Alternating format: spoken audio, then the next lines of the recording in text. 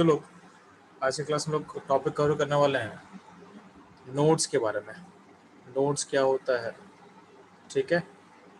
और नोड्स का जो टाइप होता है, रेडियल नोड हम किसको बोलेंगे और एंग्लो नोड किसको बोलते हैं, ठीक है। और इससे हम कैलकुलेशन कैसे करते हैं आज हम सीखने वाले हैं, ठीक है। नोड्स हो गया, सेम एक टर्म आता है नोडल प्लेन, ठीक है। तो पहले इसको हम कवर करने वाले हैं, तो ध्यान रखना। इसको कवर करने से पहले लास्ट क्लास हम लोग समझ में आया था हमको कि ऑर्बिटल हम किसको बोलते हैं, ठीक है। तो ध्यान देना, ऑर्बिटल बेसिकली हम लोग क्या बोल सकते हैं कि 3D स्पेस होता है अराउंड द न्यूक्लियस, ठीक है। तो ऑर्बिटल हम किसको बोल सकते हैं बच्चों लोग, तो 3D स्पेस होगा around the nucleus where the probability of finding electron in maximum is called orbital, ठीक है। और ऑर्बिटल को हम रिप्रेजेंट कर सकते हैं 3 सेट ऑफ क्वांटम नंबर से, जो हम बता चुके हैं आपको। किसी भी ऑर्बिटल को रिप्रेजेंट करने के लिए हमको उसका n चाहिए, n के बाद हमको l चाहिए और फिर उसका ml चाहिए, ठीक है। तो ऑर्बिटल को रिप्रेजेंट आप कर सकते हैं। तो इसी को ऐसा लिखा जाता है, साई फंक्शन लिख दिए, साई के आगे हम लिख देंगे NL-ML, ठीक है।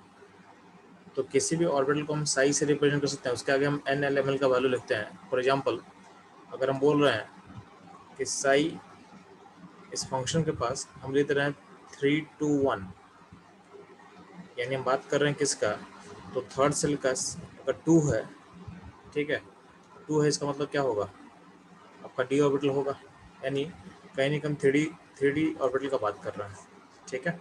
और ज़्यादा प्रिपेयर्ड अगर आप हो जाओगे तो अगर मान लेते हम लिख देंगे ऐसा 3, 2, 0, इसका मतलब क्या है, थर्ड सेल का डी सब सेल के अंदर जो ऑर्बिटल है, तो आपको पता है कि जीरो किसको हम लेते हैं, तो जीरो लेते हैं हम डीजेड स्क्वायर को, जीरो होता है डीजेड स्क्वायर के लिए। तो यहाँ पे होगा 3 डीजेड स्क्वायर को लिखा गया है, ठीक है। यानी जो ये जो फंक्शन हम लिखे हैं ये किसको रिप्रेजेंट कर रहा है, तो रिप्रेजेंट कर रहा है थ्री डीजेड स्क्वायर को, थर्ड सेल के डी सब सेल के जेड स्क्वायर ऑर्बिटल को रिप्रेजेंट कर रहा है, ठीक है। अब ध्यान देना, तो ये हो गया सर रिप्रेजेंटेशन। तो कभी कभी ऐसा भी क्वेश्चन आपसे पूछ सकता है कि आपको ऐसा लिख कर दे देगा 4, 2, 1 और बोलेगा आपको ऑर्बिटल या फिर सबसेल बताना है। तो पहला जो क्वांटम नंबर है, यानी पहला जो नंबर हो वो होगा n के लिए, सेकंड नंबर होता है l के लिए और थर्ड नंबर होता है ml के लिए। ये आप याद रखोगे, ये आप याद रखना, ठीक। अब ध्यान देना, तो पॉइंट आता है कि नोड हम किसको बोलते हैं, नोड हम किसको बोलते हैं, तो जहाँ पे, तो नोड बेसिकली एक ऐसा पॉइंट होता है, तो नोड इज ए पॉइंट और लाइन और प्लेन और सरफेस, ठीक है। तो नोड बेसिकली एक पॉइंट हो सकता है, एक लाइन हो सकता है, एक प्लेन हो सकता है, या तो सरफेस हो सकता है, in which probability of finding electron is zero, जहाँ पर इलेक्ट्रॉन होने का चांस क्या हो, जीरो है, ठीक है। तो नोड एक पॉइंट, लाइन, प्लेन, सरफेस, ये कुछ भी हो सकता है जहाँ पर प्रोबेबिलिटी ऑफ फाइंडिंग इलेक्ट्रॉन क्या होता है, जीरो होता है, ठीक है। तो ध्यान देना, आपके आपके पास टोटल ऑर्बिटल किसी भी ऑर्बिटल में टोटल नोड का नंबर होता है n-1, ठीक है। टोटल नंबर ऑफ नोड्स होता है n-1 और यहाँ पे दो टाइप का नोड होता है, ठीक है। तो रेडियल नोड, दो टाइप का नोड पॉसिबल है, एक को हम बोल देंगे रेडियल नोड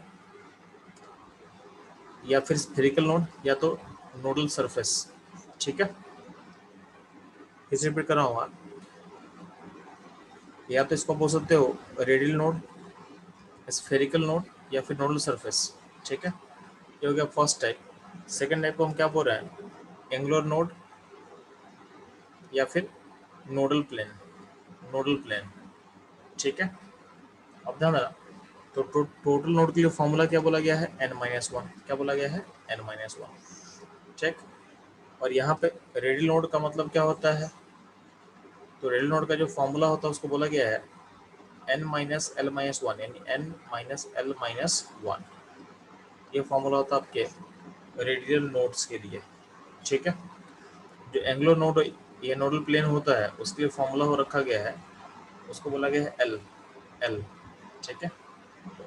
तो नंबर ऑफ एंगुलर नोड या फिर नोडल प्लेन के लिए फॉर्मूला क्या रहेगा, एल रहेगा, ठीक।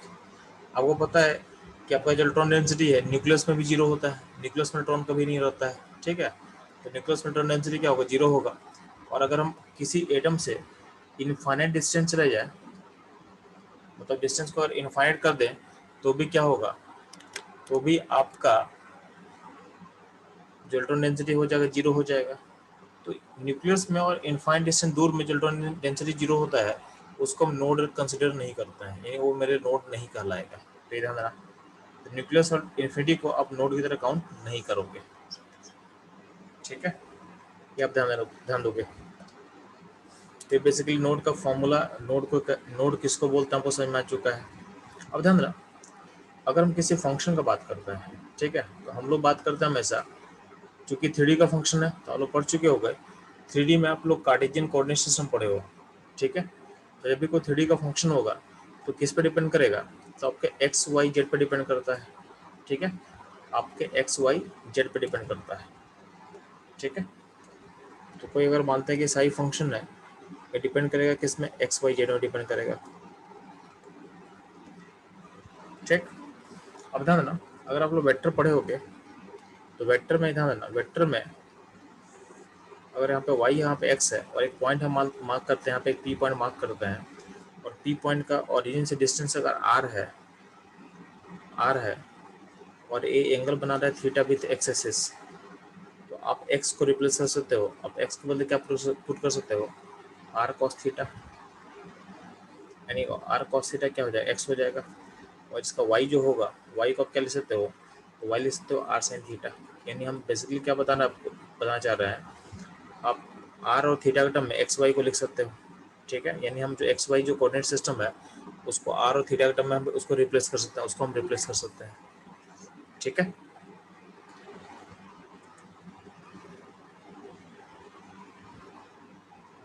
तो इतना क्लियर है आप लोग को। तो हम क्या बोल रहे हैं कि किसी भी 2D सिस्टम में आप लोग वेक्टर पढ़े हुए, तो वहाँ पे एक्स और वाई है, उसको आप r और थीटा के टर्म में उसको आप एक्सप्रेस कर सकते हो, उसको आप एक्सप्रेस कर सकते हो, ठीक। अब ध्यान देना, सिमिलरली क्या होता है कि हम बात कर रहे हैं 3D सिस्टम में, क्योंकि जो साई फंक्शन हमने डिफाइन किए थे ये 3D में था, यानी एक्स वाई जेड था, ठीक। तो अगर कोई फंक्शन 3D में होगा तो ये एक्स वाई जेड है उसको भी हम आर थीटा में चेंज कर सकते हैं, ठीक है। तो जो एक्स वाई जेड होता है आप लोग पढ़े होगे, एक इसको बोला गया है कार्टेशियन सिस्टम, यानी कोऑर्डिनेट ज्योमेट्री का बोला गया है कार्टेशियन सिस्टम, ठीक है। और एक होता है पोलर कोऑर्डिनेट्स, एक होता है पोलर फॉर्म। जैसे मैं बताया आपको कि अगर 2D सिस्टम रहता तो एक्स वाई को आप r cos theta and r sin theta लिख रहे हो, यानी एक्स वाई को आप आर एन थीटा के टर्म में एक्सप्रेस कर दिए, आर एन थीटा के टर्म में आप उसे एक्सप्रेस कर चुके हो, ठीक है। तो नेक्स्ट ध्यान दोगे, अगर हमको इसको अगर एक्सप्रेस करना है, यानी एक्स वाई जेड को अगर हमको एक्सप्रेस करना है, तो ध्यान देना 3D में ध्यान दोगे तो ये ध्यान देना, अगर अगर ये आपका एक्स एक्सिस है, ये वाई एक्सिस है, ये होगा जेड एक्सिस, तो 3D में 3 एक्सिस पॉसिबल है। और आपका पॉइंट जो है पी पॉइंट यहाँ कहीं लाइक करेगा, तो पी पॉइंट मान लेते हैं यहाँ लाइक कर रहा है, ठीक। तो यहाँ पे एक एंगल बनाएगा, जो लाइन जो पी का लाइन है, इसका डिस्टेंस को हम आर बोल दे रहे हैं, यहाँ पे एक एंगल बनेगा, इसको हम फाइव बोल दे रहे हैं। और इस लाइन का जो प्रोजेक्शन होगा एक्स वाई प्लेन पे, उसको हम ड्रॉ कर रहे हैं ग्रीन लाइन से, इसका लेंथ कितना होगा, तो आर साइन फाइव, तो ये डिस्टेंस ये हो जाएगा आर साइन फाइव, ठीक है। इसका प्रोजेक्शन हो जाएगा, ठीक है। यानी इस आर का एक्स वाई प्लेन पे प्रोजेक्शन क्या होगा, तो फाइव के टर्म में आर साइन फाइव होगा। और अगर हम जूम करते हैं कि यहाँ पे थीटा एंगल बना रहा है, तो अब ध्यान आना है, तो आपका एक्स का वैल्यू क्या हो जाएगा, तो एक्स का वैल्यू हो जाएगा आर साइन फाइव, उसका length into cos theta into cos theta. और वाई का वैल्यू क्या हो जाएगा, r sine phi into sine theta, ठीक है। और जेड का वैल्यू क्या हो जाएगा, जेड का वैल्यू हो जाएगा आर कॉस फाइव। तो बेसिकली आपको मैं बताना चाह रहा था कि आपका जो एक्स वाई जेड पॉइंट्स है उसको आर थीटा और फाई के टर्म में आप एक्सप्रेस कर सकते हो। तो जो सेम फंक्शन है उस फंक्शन में हम उसको आर थीटा फाई यानी रेडियस थीटा और फाई के टर्म में हम उसको रिप्लेस कर सकते हैं। ठीक है, रेडियस थीटा और फाई के टर्म में हम उसको रिप्लेस कर सकते हैं। तो बेसिकली हम बोला क्या गया है कि हम एक्स वाई जेड के टर्म में कोई फंक्शन होगा उसको हम आर थीटा फाई के टर्म में एक्सप्रेस कर सकते हैं। इसको बोला गया पोलर फॉर्म, इसको बोला गया पोलर फॉर्म। तो यहाँ पे ध्यान देना। तो बोला क्या गया है कि हमारा जो फंक्शन साई है वो आर थीटा फाई पे डिपेंड करता है। आर होता है डिस्टेंस फ्रॉम द ओरिजिन, ठीक है। थीटा क्या होता है, थीटा एंगल होता है और फाई भी एंगल होता है, ठीक है। तो देखा गया है, ध्यान देना।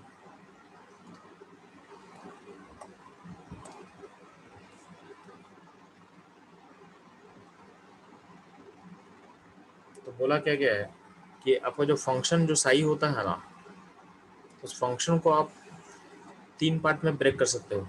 जैसे साई एक्स वाई जेड पर डिपेंड करता है, इसको 3 फंक्शन का मल्टीप्लिकेशन बोल सकते हो, function of x, function of y, function of z, ठीक है। तो जो एक्स का फंक्शन होगा, ठीक, सिमिलरली सिमिलरली क्या होगा, इस साई को आप लिख सकते हो, इस साई को आप लिख सकते हो आर थीटा फाई का फंक्शन में, आर थीटा फाई के फंक्शन में अगर लिखते हो इसको आप लिख सकते हो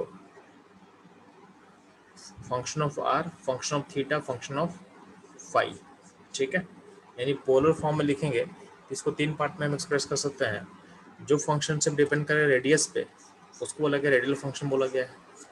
जो फंक्शन डिपेंड करेगा सिर्फ थीटा पे उसको बोला गया है जेनिथ इक्वेशन बोला गया है। और जो फंक्शन सिर्फ डिपेंड करता है फाई पे उसको बोला गया है अजीमुथल फंक्शन। तो ध्यान ना, यहाँ पे एक फंक्शन डिपेंड कर रहा है आर पे, यानी सिर्फ आर का फंक्शन है, उसको थीटा से कोई मतलब नहीं है, और एक फंक्शन थीटा पे डिपेंड कर रहा है और एक फंक्शन आपके फाई पे डिपेंड कर रहा है, ठीक है। थीटा और फाई जो फंक्शन है इसको मल्टीप्लाई कर दे रहे हैं, इन दोनों को मल्टीप्लाई कर दे रहे हैं, इन दोनों को मल्टीप्लाई कर दे रहे हैं, ठीक है। जिन दोनों को मल्टीप्लाई करने पे क्या होगा, इसको हम लिख सकते हैं एक नया फंक्शन कर दिए, नया फंक्शन ए है जो कि थीटा एंड फाई पे डिपेंड करेगा, और एक फंक्शन जो है सिर्फ आर पे डिपेंड करेगा। तो यानी आपका जो साई फंक्शन था जो आर थीटा फाई पे डिपेंड कर रहा था उसको 2 पार्ट में ब्रेक कर सकते हैं, उसको 2 पार्ट में हम ब्रेक कर सकते हैं, ठीक है। एक हो गया रेडियल फंक्शन और एक को बोला गया है एंगुलर फंक्शन, ठीक है। तो ये बेसिकली मैथमेटिक्स था, इसका ज़्यादा आपको नीड नहीं है, बस आपको समझाने के लिए मैं इतना बताया, इसका कोई ज़रूरत नहीं है तो जानने का, ठीक है। इतना जानने का कोई ज़रूरत आपको नहीं है, ठीक है। अब पॉइंट है कि ये जो फंक्शन है ये फंक्शन जीरो कब होगा, यानी आपका जो फंक्शन जो साई जो है आर थीटा फाई पे जो डिपेंड कर रहा है ये जीरो कब होगा, तो जब आपका या तो ए फंक्शन जीरो होगा,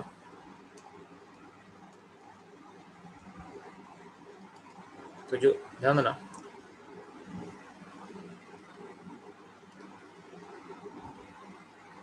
तो आपका ए फंक्शन जीरो कब होता है जी, ये फंक्शन जीरो होगा, ये फंक्शन जीरो कब होगा, तो अगर इसको इसको जीरो होना तो इसको जीरो होना पड़ेगा, या तो इसको जीरो होना पड़ेगा।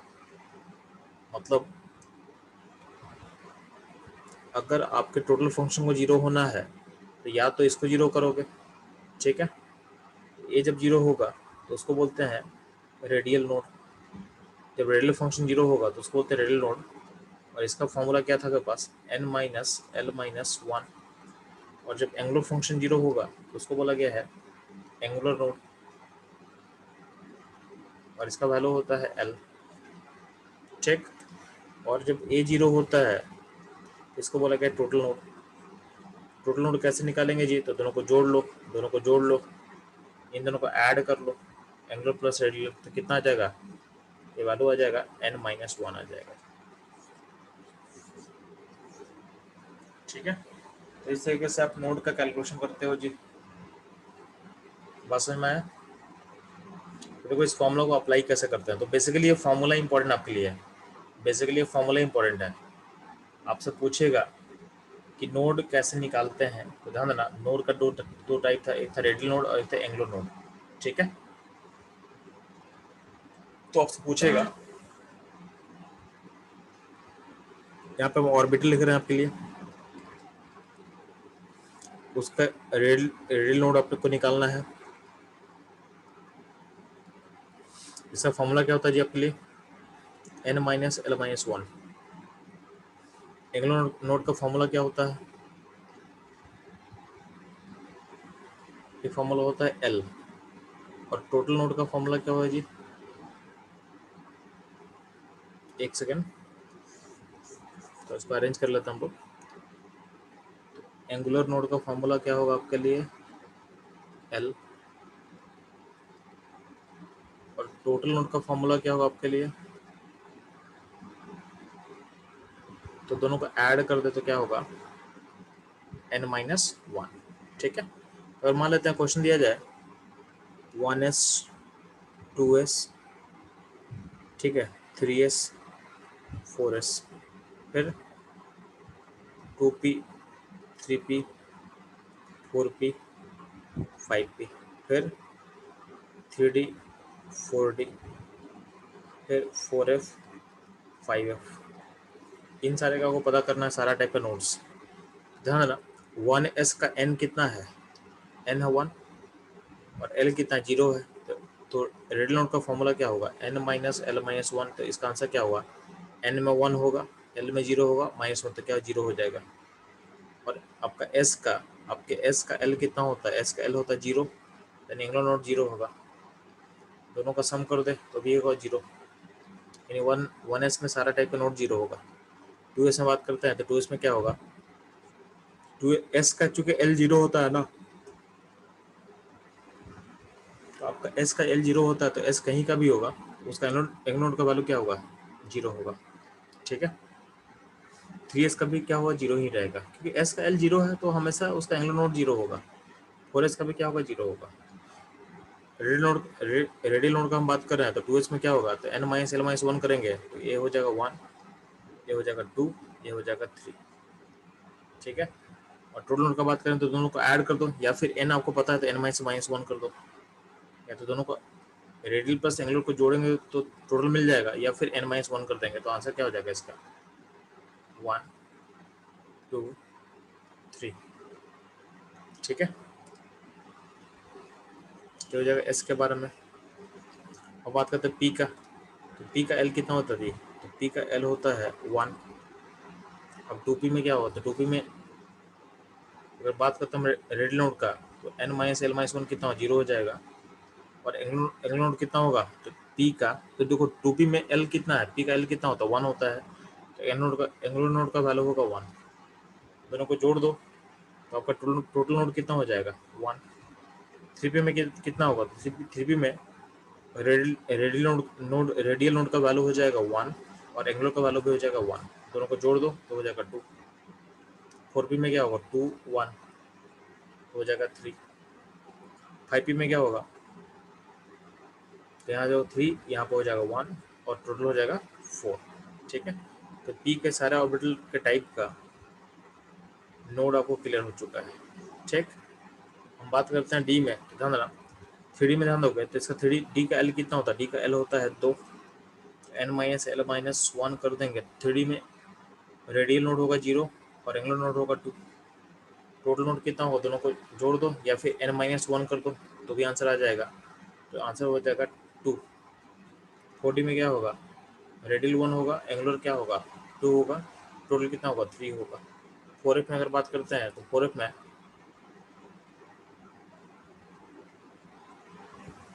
जो रेडियल नोड होता है कितना होगा, तो हो जाएगा 0, और एंगुलर कितना होगा 3। 5 में क्या होगा, 5 में रेडियल 1 एंगुलर 3, समेशन कितना होगा, तो 4f का टोटल नोड होगा 3, एंड 5f का टोटल नोड होगा 4। ठीक है, तो इस तरह से आप एंगुलर एंड रेडियल नोड के कैलकुलेशन को आप करते हो। ठीक है, ये इंपॉर्टेंट टॉपिक है, आपको पता होना चाहिए।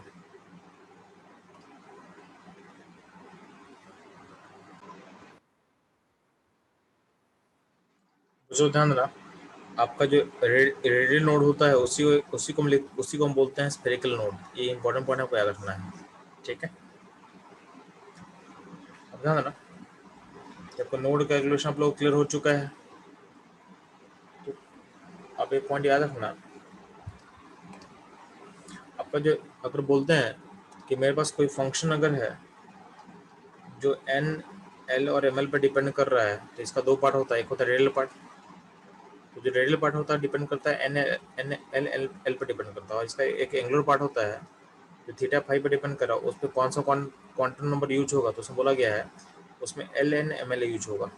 मैं फिर से लिख दे रहा हूँ कि जो साई फंक्शन है उसमें तीनों क्वांटम नंबर रहेगा, एन भी रहेगा, एल भी रहेगा, एम एल भी रहेगा।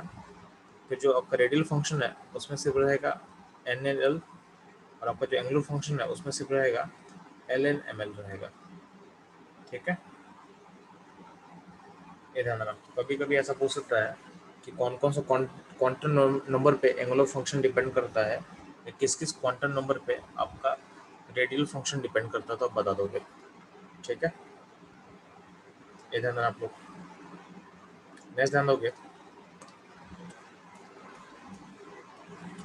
अगर बात करते हैं एस ऑर्बिटल पे, तो ऑर्बिटल का शेप कैसा होता है ध्यान देना। आपको हम शेप बता चुके हैं, ठीक है, लेकिन लेकिन हमको ध्यान देना शेप को थोड़ा सा और बेटर वे में समझते हैं। तो अगर बात करते हैं हम लोग एस सबसेल का, यानी एस ऑर्बिटल का, एस सबसेल में एस ऑर्बिटल होगा, तो एस ऑर्बिटल का बात करते हैं, तो ध्यान देना हम लोग जो फिगर होता ना, फिगर में बस रेडियल नोड को ही हम डायग्राम को दिखा सकते हैं। आपके प्लेन ऑफ पेपर में बस रेडियल नोड को ड्रॉ करना पॉसिबल है, एंगुलर नोड को ड्रॉ करना पॉसिबल नहीं होता है। ठीक है, तो ध्यान देना जैसे 1s है, तो 1s में रेडियल नोड का नंबर कितना होता है जी? 1s में रेडियल नोड क्या होगा? 0 होगा। 2s में 1 होगा, 3s में 2 होगा। तो ध्यान देना 1s के फिगर में कहीं भी कोई भी देखना सर जो क्लाउड है, देखो यहाँ पे जो डार्क ब्लैक कलर है न्यूक्लियस है, और जो ब्राउन कलर जो आपको ग्रे एरिया दिख रहा है, ग्रे एरिया में मतलब क्या है? क्लाउड है, पोल्ट्रॉन क्लाउड है। ठीक है, वहाँ पे कहीं भी कोई भी गैप नहीं है।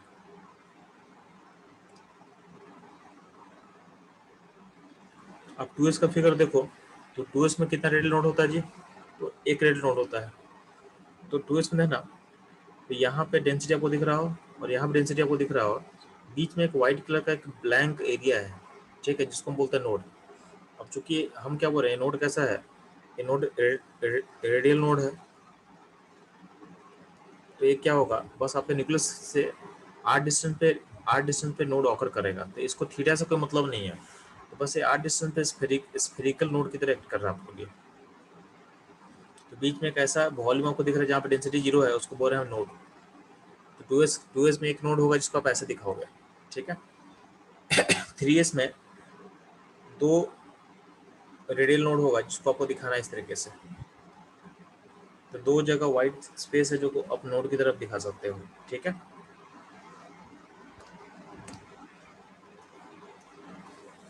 सिमिलरली अगर हम पी का बात करते हैं, ध्यान देना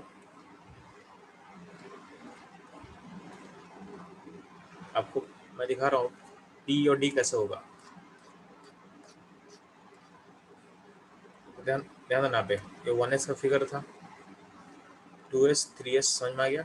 सिमिलरली अगर हम बात करते हैं पी का, तो 2p में कोई भी, देखो यहाँ पे आपको बात करना है रेडियल नोड का, तो 2p में रेडियल नोड कितना होता है? 0 होता है जी। तो 0 होगा तो फिगर में कहीं भी कोई गैप नहीं है।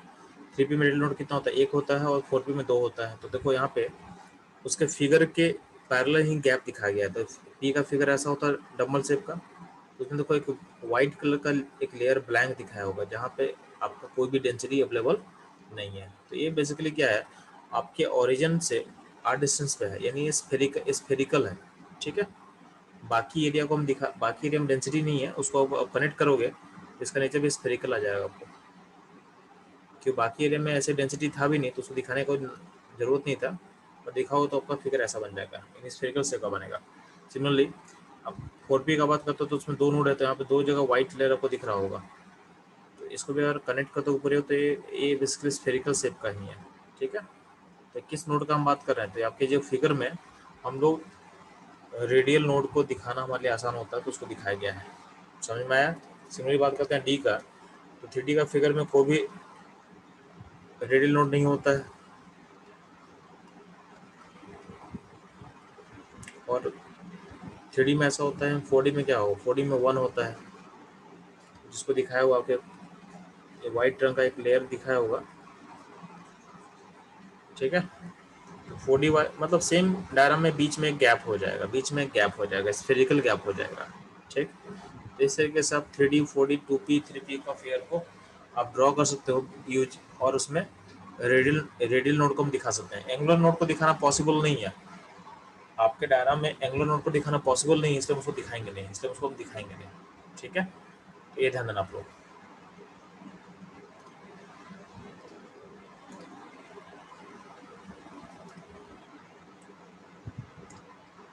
ठीक है।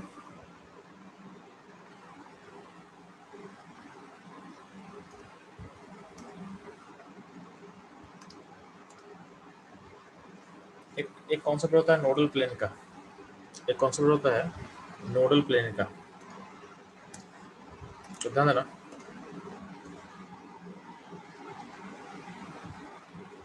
तो नोडल प्लेन बेसिकली ऐसा प्लेन होता है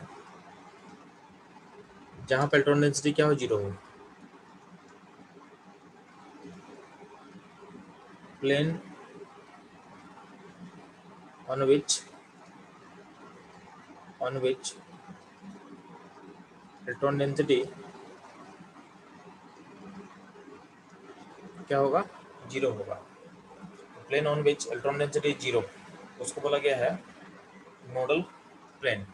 क्या बोला बच्चे लोग, बोला गया है नोडल प्लेन। इसका नॉर्मली फॉर्मूला क्या होता है, तो बोला गया है इस इक्वल टू होगा एल। तो ये हमेशा ट्रू नहीं होता है, जनरली इसको आप एल से इक्वेट कर सकते हो, ठीक है। तो ध्यान देना, अगर हम बात करते हैं एस का तो गौर करना, एस का एल कितना होता है, जीरो। एस का एल होता है जीरो, मतलब एस में कोई भी नोडल प्लेन नहीं होगा। ये ट्रू है क्योंकि ध्यान देना, तो नोडल प्लेन किसको बोलते हैं, तो plane on which electron density zero and plane passing through nucleus. Passing through origin बोल सकते हो, इसको ओरिजिन से पास करना है, या फिर न्यूक्लियस से पास करना है, ठीक है। तो ध्यान देना, अगर मैं बात करता हूँ एस का फिगर आप देखो ध्यान से, तो एस का फिगर ऐसा कुछ होता है। अब इसमें डेंसिटी यहाँ पे कहीं ना कहीं है, तो अगर आप यहाँ पे इसका सेंटर है मान लेते हैं, और अगर कोई प्लेन सेंटर से पास करेगा तो कहीं नहीं कि क्लाउड को डेंसिटी को कट करके पास करेगा, यानी कि कोई ऐसा प्लेन पॉसिबल ही नहीं है कोई जो सेंटर से पास करे और क्लाउड को टच ना करे, ऐसा कोई पॉसिबिलिटी ही नहीं है। इसलिए बोला गया है कि एस ऑर्बिटल में नोडल प्लेन क्या होता है, जीरो होता है, ठीक है।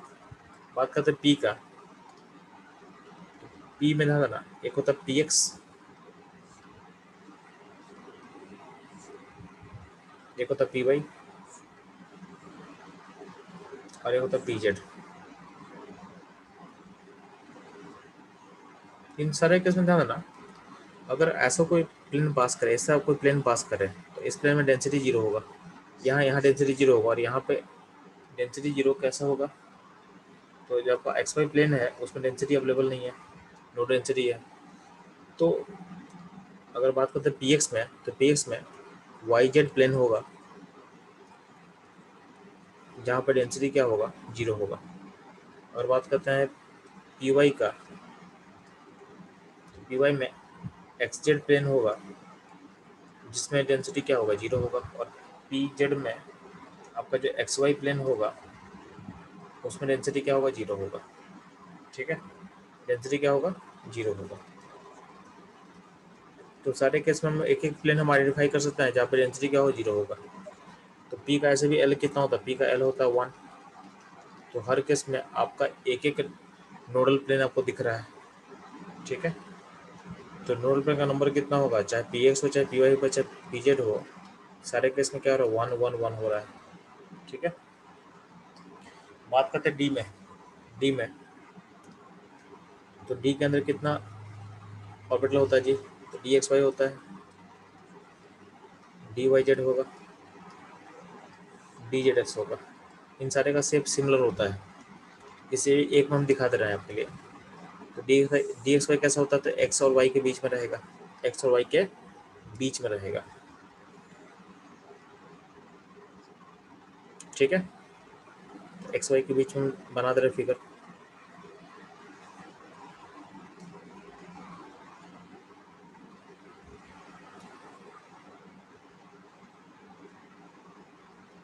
ठीक है, तो एक्स वाई के बीच में फिगर बन गया। अब ध्यान देना, यहाँ पे ध्यान दोगे, यहाँ पे जो देखोगे एक प्लेन ऐसे पास करेगा और एक प्लेन ऐसे पास करेगा जहाँ पे डेंसिटी 0 होगा। तो इन सारे फिगर में ऐसा ही कुछ दो दो प्लेन होगा जहाँ पे डेंसिटी क्या होगा, 0 होगा। तो इन सारे ऑर्बिटल में नोडल प्लेन का नंबर कितना होगा, तो 2 होगा, 2 होगा, 2 होगा हर केस में। सिमिलरली अगर बात करते हैं d x square y square में, d x y square figure कैसा होता है, तो आपका जो ऑर्बिटल का जो लोब होता है वो एक्स और वाई एक्सिस के बीच में के ऊपर लाई करता है। तो इसमें कौन कौन सा आपका नोडल प्लेन कौन सा होगा जी, तो बीच से जो पास करेगा, यहाँ एज लाइन पास करेगा, एक प्लेन ऐसे पास करेगा और एक प्लेन ऐसे पास करेगा। तो यहाँ भी नंबर जो होगा नोडल प्लेन का, यहाँ भी 2 हो जाएगा। ठीक है, तो सारे डी डी ऑर्बिटल में आपका नोडल प्लेन का नंबर कितना हो, 2 हो रहा है। और आपको पता है कि डी का एल कितना होता है, एल होता है 2। तो जो एल होता है वही क्या होगा, वही आपका नोडल प्लेन होगा, वही आपका नोडल प्लेन होने वाला है। बात समझ में आ रहा है। लेकिन यहाँ पे एक ध्यान दोगे आप लोग, जब हम बात करते हैं डी जेड स्क्वायर का, डी में एक और होता है डी जेड स्क्वायर। तो डी जेड स्क्वायर में फोकस करना आप लोग। डी जेड स्क्वायर में इसका फिगर कुछ ऐसा होता है, इसको अगर हम x मान ले, इसको y मान ले, इसको z मान ले, तो z के अलॉन्ग इसका लोब होगा। ठीक है, और एक्स वाई एक्सिस पे क्या होता है, एक डेंसिटी का सर्कल, एक डेंसिटी का रिंग बना होता है। तो ध्यान देना, अब ध्यान देना, अब इसमें कोई भी प्लेन को तुम पास करो ना ओरिजिन से, तुम किसी भी प्लेन को पास करते हो ओरिजिन से, तो कहीं ना कहीं वो रिंग को कट करेगा, कहीं ना कहीं रिंग को कट करेगा। तो ऐसा कोई भी प्लेन पॉसिबल नहीं होगा जहाँ पे डेंसिटी क्या हो जाए, 0 हो जाए। तो इसमें, तो इस केस में आपका जो नोडल प्लेन होता है,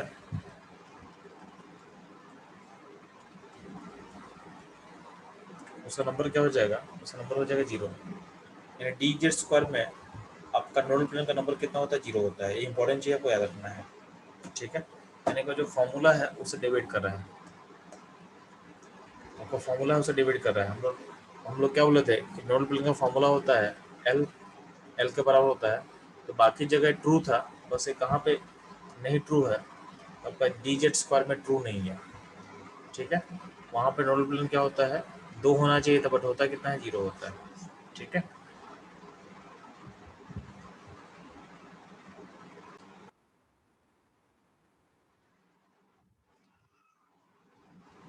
बच्चों लोग, आप लोग 57 में क्वेश्चन सॉल्व करेंगे आप लोग।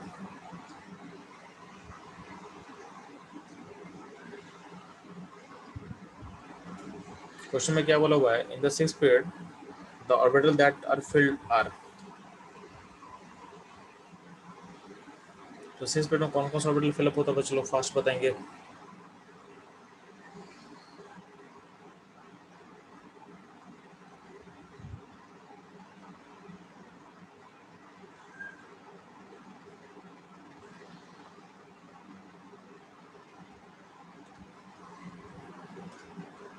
ठीक है, तो आप लोग पढ़ चुके हो गए कि 6th पीरियड स्टार्ट होता है जनन के बाद, फिर हम फिलअप करते हैं 6s को, 4f को, 5d को, 6p को। ठीक है, इसका मतलब आंसर क्या होगा आपके लिए, ए होगा। ठीक, ऐसा ना आप लोग सॉल्व करोगे क्वेश्चन नंबर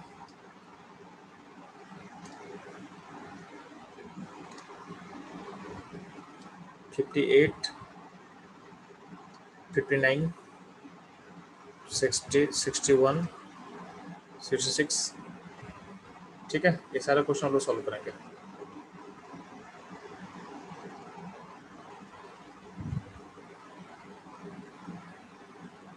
ऐसे से भी छोड़ देना, बस ये 4 क्वेश्चन जो उसको आप सॉल्व करोगे फास्ट।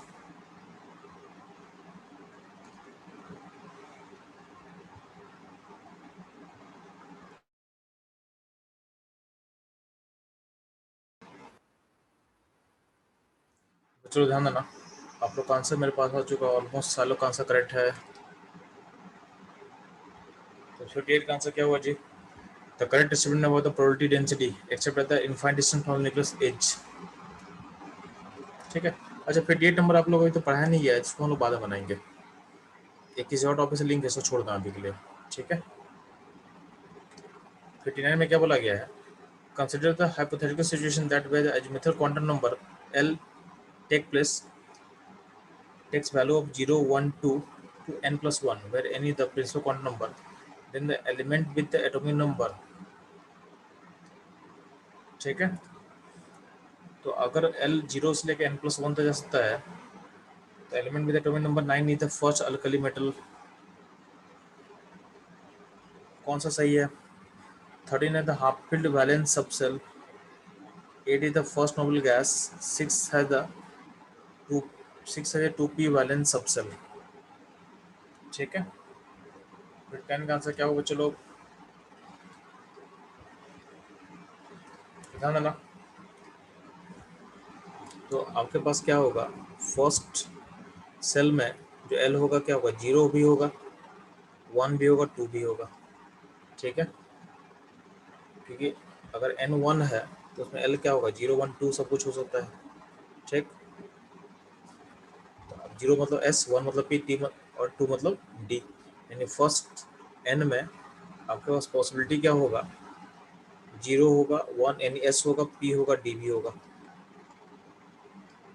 बात में आपका जो सेकंड सेकंड सेल हो उसमें क्या होगा?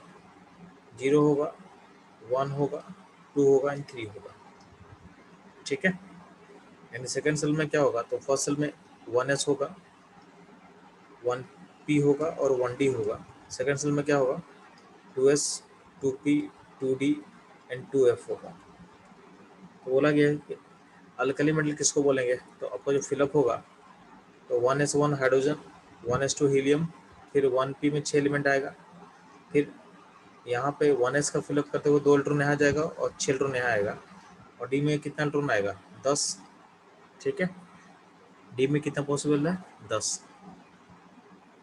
ठीक। तो यहाँ पे कितना हो गया? 8।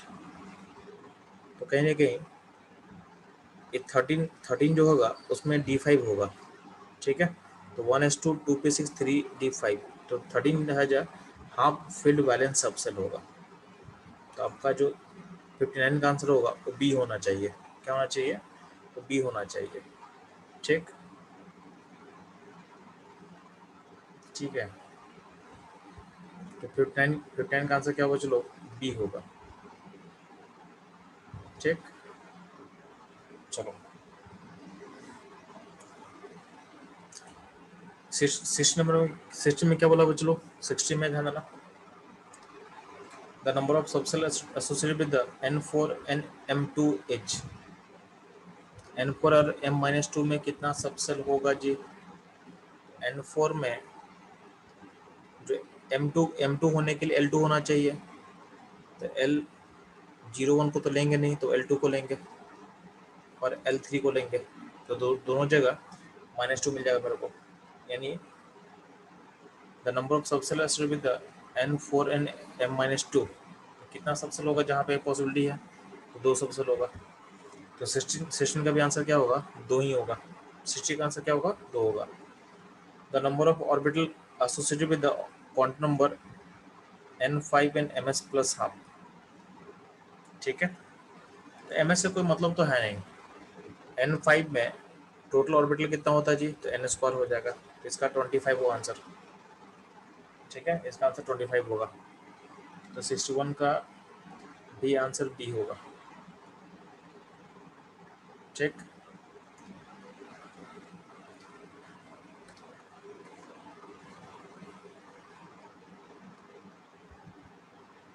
Excuse me. बोलो बच्चा। चारू बताओ बच्चा। 50.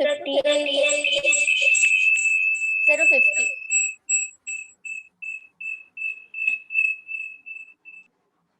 एक सेकंड बच्चा, आप मैसेज कर सकते हैं चारू, आपको पीछे वॉइस आ रहा है ज़्यादा।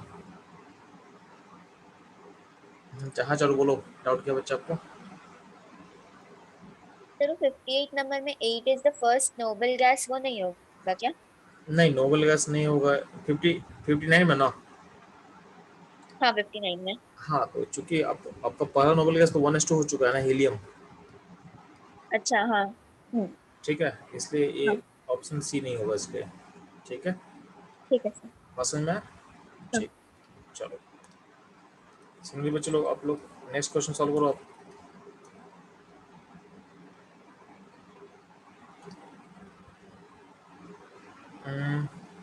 एक क्वेश्चन इंपॉर्टेंट है आपके लिए।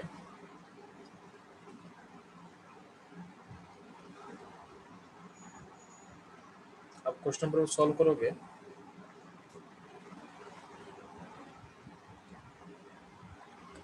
68, 69, 70। ठीक है, N71, इन सारे को सॉल्व करो फास्ट। क्वेश्चन बहुत आसान है, जल्दी सॉल्व करेंगे आप लोग।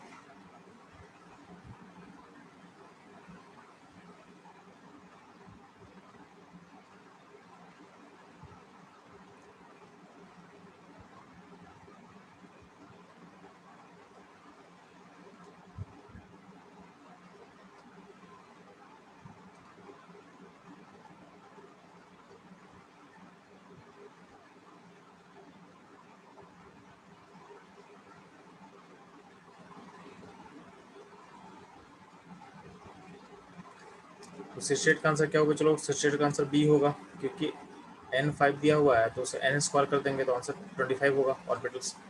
69 में बोला हुआ है कि अगर N6 मतलब पेज नंबर 6 में करंट सीक्वेंस क्या होगा फिलिंग का, इसका आंसर क्या होगा? इसका आंसर होगा B, NS, N-2F, N-1D, NP, इस ऑर्डर में फिलअप होता है। ठीक है, 70 में क्या बोला हुआ है? रूबीडियम का यानी जेड 37 का लास्ट जो इलेक्ट्रॉन है उसका क्वांटम नंबर क्या क्या होगा? तो ये क्या होगा? क्रिप्टन 5s1, यानी आपका N होगा 5, L होगा 0, ML होगा 0 और जो MS होगा प्लस। आप यानी आंसर क्या होगा? ए होगा। 5s मतलब क्या होगा? N5, L5, ML, sorry L5, ML0 और MS0। इसका N होगा 5, L होगा 0, ML होगा 0 और MS होगा प्लस। आप यानी 70 का आंसर क्या होगा? ए होगा। 71 में क्या बोला हुआ है?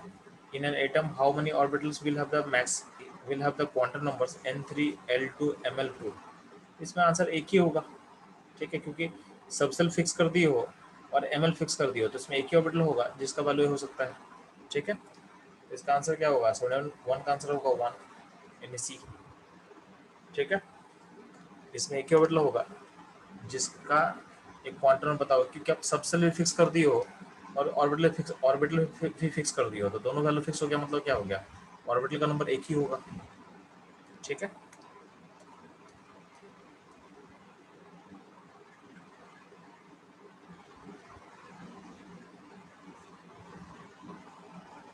आगे कुछ लोग क्वेश्चन नंबर 72 ट्राई करेंगे।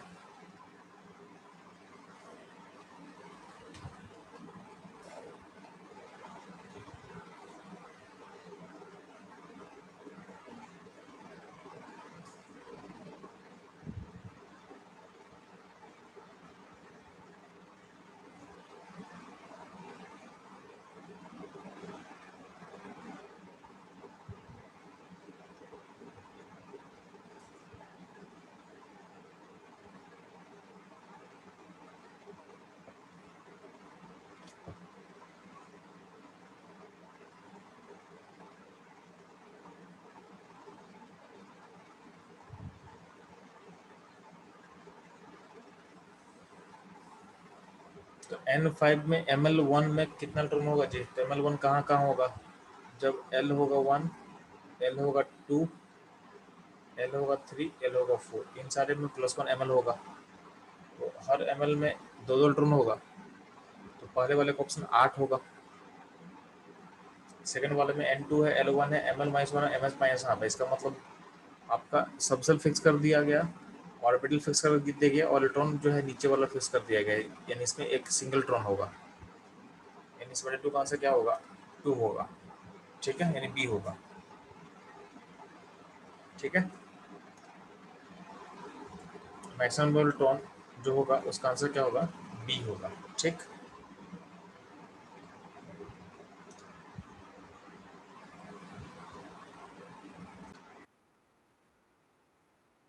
बच्चों लोग आप लोग बस एक लास्ट क्वेश्चन जब बस बनाना आप लोगों को, फाइंड ऑल 4 क्वांटम नंबर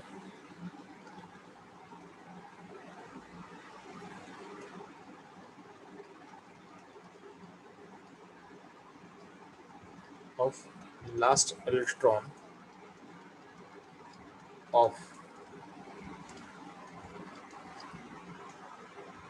ठीक है, तो थोरियम 90, इसका बताना आपको।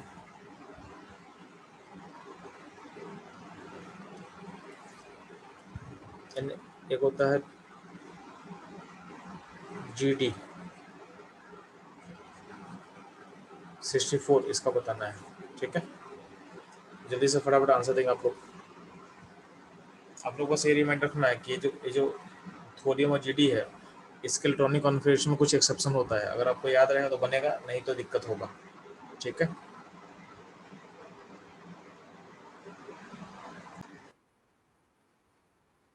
तो चलो थोरियम का कॉन्फ़िगरेशन क्या होता था आपको पता होना चाहिए कि थोरियम D2 रूल के अंदर आता है। इसका मतलब थोरियम का कॉन्फ़िगरेशन क्या होगा, Rn7s2 N5f2 होना चाहिए था, बट F का दोनों इलेक्ट्रॉन जंप कर जाएगा D में, तो यहाँ 0 हो जाता है, तो यहाँ पे हो जाएगा 6D2 हो जाएगा। ठीक है, 6D2 हो जाएगा। इसका मतलब इसका लास्ट इलेक्ट्रॉन क्या D में, तो इसका N होगा 6, L होगा 2, N होगा 6, L होगा 2, और Ml का वैल्यू आप -2 या -1 ले सकते हो आप। ठीक है, और इलेक्ट्रॉन चूंकि ऊपर ऊपर ऊपर रहेगा, तो इसके लिए Ms हो जाएगा +1, क्या हो जाएगा, +1। ठीक है, तो ये हो जाएगा इसका ऑल 4 क्वांटम नंबर।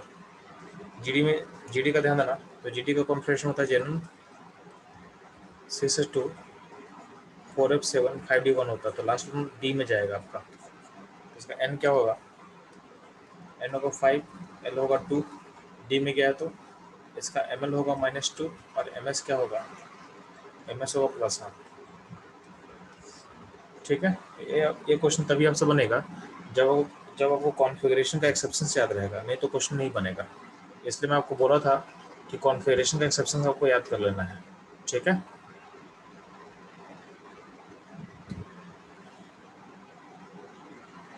तो चलो आज का सेशन यहीं पे एंड करेंगे हम लोग। ठीक है।